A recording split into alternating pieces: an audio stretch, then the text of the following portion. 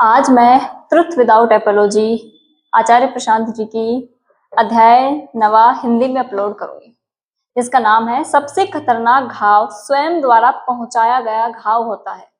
कोई और तो हमें बहुत कम घाव देता है, हम सबसे ज्यादा घाव खुद को ही देते हैं। अध्याय का नाम है सबसे खतरनाक घाव स्वयं द्वारा पहुंचाया गया घाव होता है। तो हुक से स्टार्ट करते हैं। अज्ञानता में लिया गया निर्णय कोई निर्णय नहीं होता, यह तो बस एक दुर्घटना है जो कभी भी घटित हो सकती है। Close word. तो अब स्टार्ट करते हैं लेसन। कोई भी जानबूझकर खुद को नुकसान नहीं पहुंचाता।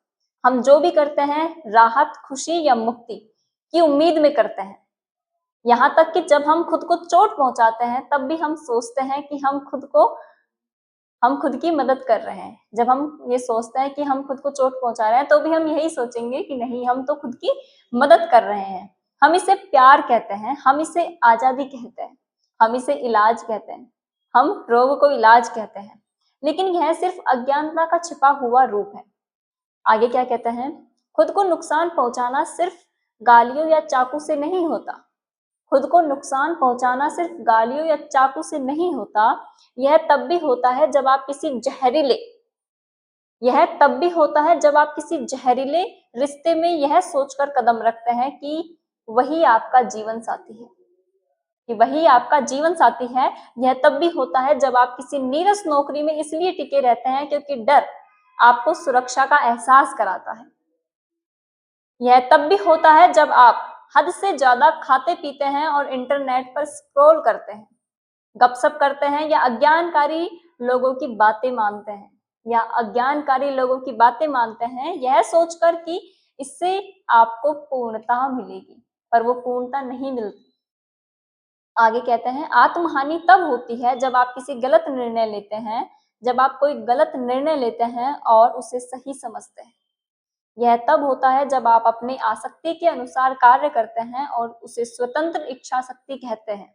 यह तब होता है जब आप अपनी भावनाओं का अनुसरण करते हैं और उसे अंतर्ज्ञान कहते हैं। प्राचीन लोग इसे अविद्या अर्थात अज्ञान कहते थे। स्पष्ट रूप से न देख पाना, यह न जान पाना कि आप कौन है, जो कुछ आपको बताया गया है उस पर सवाल न उठाना। सवाल उठाना जिंदा व्यक्ति की पहचान होती है। सवाल कौन नहीं उठाता? जो मर चुका है, मुर्दा है। तो सवाल उठाइए। जो कुछ आपको बताया गया है उस पर सवाल न उठाना। सबसे बुरा आत्म नुकसान कोई कृत्य नहीं है, यह अचेतन रूप से जिया गया जीवन है बिना सच्चाई के। यह एक ऐसा मन है जो पूछताछ करने से मना कर देता है, पूछताछ करने से इनकार कर देता है। यह एक ऐसा अस्तित्व है जो कभी नहीं पूछता मैं किसका जीवन जी रहा हूँ। अपने अहंकार की अनुरूप जीना अपने आप को सबसे ज्यादा नुकसान पहुंचाने वाला काम है। और त्रासदी यह है कि आप इसे सामान्य कहेंगे, आप इसे सफलता कहेंगे और यहाँ तक कि आप इसे प्रेम भी कहेंगे। धन्यवाद।